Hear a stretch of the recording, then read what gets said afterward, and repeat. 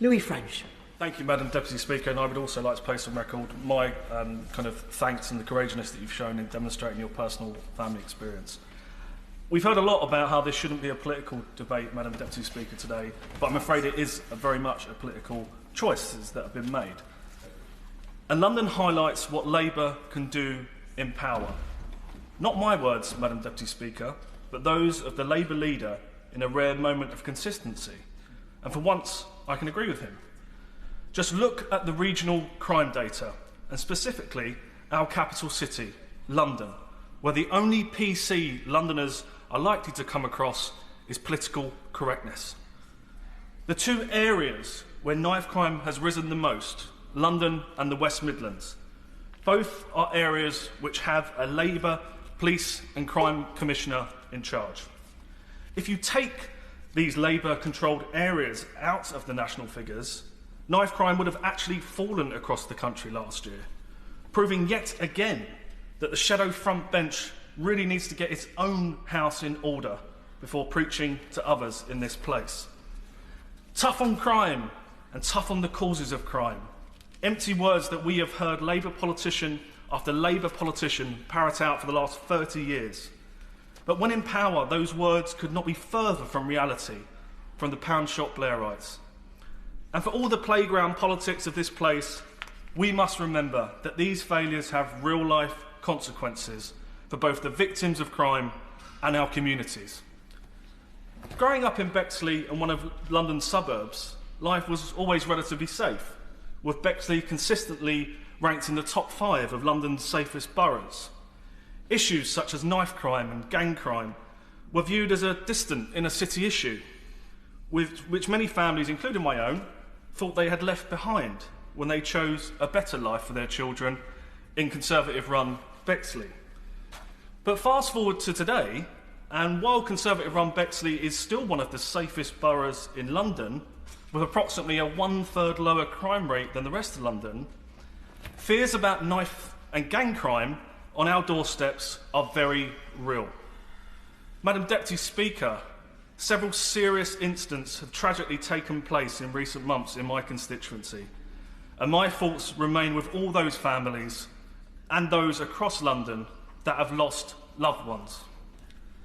The latest crime rate data also highlights that violent crime has trended up consistently since Sadiq Khan became mayor, and tragically Bexley is not immune from Labour's shameful record in London over the past 8 years, which has now seen over 1,000 people killed. Life after life destroyed by the scourge of knife crime in London, with Londoners let down time and time again by politicians in this place not brave enough to openly back effective policing measures such as stop and search, which take on average 400 dangerous weapons off the streets each month. The Labour front bench could not even bring itself today to mention stop and search in their comments. Let us not forget that it was this Labour Mayor of London who openly pledged, and I quote, to do all in his power to further cut the use of stop and search. Now look at the state of London after 8 years of Sadiq Khan's politically correct policing. Just look at the data. In London, we have had a 54% increase in knife crime since Labour took office. And according to the Met's official data, the number of stop and searches carried out in 2023 was 18.9% lower than the 12 months before. And at the same time, knife crime offences rose by 17.1%. And before anyone accuses me of stoking a culture war, which we all know is the less new buzzword to try and shut down critical debates of their woke ideas, I would also highlight that the official data shows that white people were the most searched ethnic group in this period, 10,000 more over a 2-year period. This is why, Madam Deputy Speaker, I make no apology for my support for frontline officers using the likes of stop and search to help take the dangerous knives off the streets, and why I back this government to close the legal loopholes on zombie knives and to roll out scan and search technologies as quick as possible. As politicians, we should all be showing real leadership in this place and doing the same. The public have quite rightly had enough of empty gesture politics and just warm words from politicians when yet another life is unnecessarily taken. They want action. They want their political leaders to get a grip on crime and to make all of our communities safer again. And in London, the need to get a grip on crime and get back to basics policing could not be clearer. Not only are the Metropolitan Police in special measures, but the leadership now faces a confidence crisis from both the public's perspective and from many serving frontline police officers. Morale in the Met has arguably never been lower, and it's little wonder when decent, hard-working frontline officers feel that time and time again they do not have the backing of the Mayor and their leaders to do the dangerous job of being a police officer in London. Whether that's using stop and search to take dangerous knives off the streets, or specially trained firearms officers still having the confidence to pull the trigger in those split-second life or death moments when they guard us in places like this. And I'm genuinely sad to say that I was not surprised that the Met was the only force in the country that failed to hit its recruitment target, despite millions of pounds in support being provided directly by this government. Yet another failure by the Labour Mayor and Police and Crime Commissioner, a one that has cost London more than 1,000 police officers.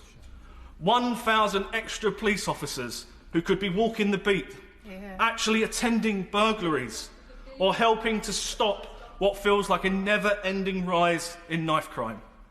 Seriously, what chances do ordinary Londoners have when criminal gangs roam the streets of London targeting their next victims? With the only questions normally being, was it a watch this time, a car or a phone that was stolen? And will the police even bother to try and investigate the crime? And true to form, and like what the Labour Party are trying to do here today, the Labour Mayor of London continues to deflect all of these failures onto the government, rather than take any accountability as the Police and Crime Commissioner for London. In fact, Madam Deputy Speaker, I understand recently the Office of Statistics Regulation recently had to correct Sadiq Khan's misinformation on knife crime, stating that knife crime has significantly increased across his tenure, not that it had declined as he claimed.